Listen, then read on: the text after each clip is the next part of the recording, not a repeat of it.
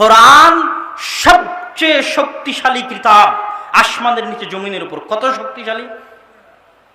রাসূলুল্লাহ সাল্লাল্লাহু আলাইহি ওয়াসাল্লাম বলছেন, ইন্নাল্লাহা ইয়ারফাউ বিহাযাল কিতাবি আকওয়ামান ওয়া ইয়াদাউ বিহি আখারিন। আল্লাহ সুবহানাহু তাআলা এই কিতাব দিয়ে এই উম্মতের একটা অংশকে উন্নতির সর্বোচ্চ শিখরে পৌঁছে দিয়েছেন, আর এই কিতাব দিয়ে এই উম্মতের একটা অংশকে অধঃপতনের অতল তলে নামিয়ে দিয়েছেন এই উম্মতেরই। তাহলে এই উম্মতের যে অংশকে আল্লাহ সর্বোচ্চ শিখরে পৌঁছে দিয়েছেন কিতাব দিয়ে, তার মানে ওই অংশ আবু বকর, ওমর, উসমান, আলী যাদের পায়ের নিচে রোম পারস্য সাম্রাজ্য ধূলিসাৎ হয়ে গেছে, ওই অংশের নিকটে কোরআন যত উপরে ছিল, কোরআনের মর্যাদা, কোরআনের সম্মান, কোরআনের পাঠ, কোরআনের পঠন, কোরআনের শিক্ষা যত ব্যাপক আকারে তাদের সমাজ, তাদের রাষ্ট্রে, তাদের ব্যক্তিগত জীবনে ছিল, তাদের মান মর্যাদা, তাদের প্রভাব, তাদের সম্মান আল্লাহ সেই মাপে বাড়িয়ে দিয়েছে।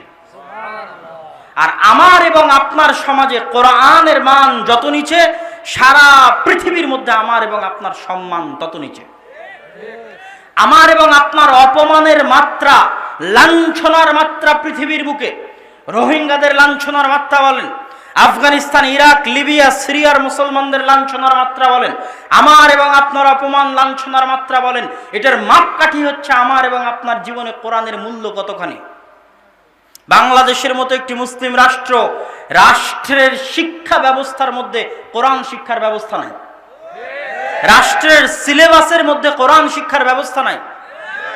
তাহলে যেই মুসলিম রাষ্ট্রের সিলেবাসের মধ্যে কোরআন শিক্ষার ব্যবস্থা নাই, ওই রাষ্ট্র কিভাবে আল্লাহ সুবহানাহু ওয়া তাআলার নিকটে সম্মানের দাবি করতে পারে? পারে না।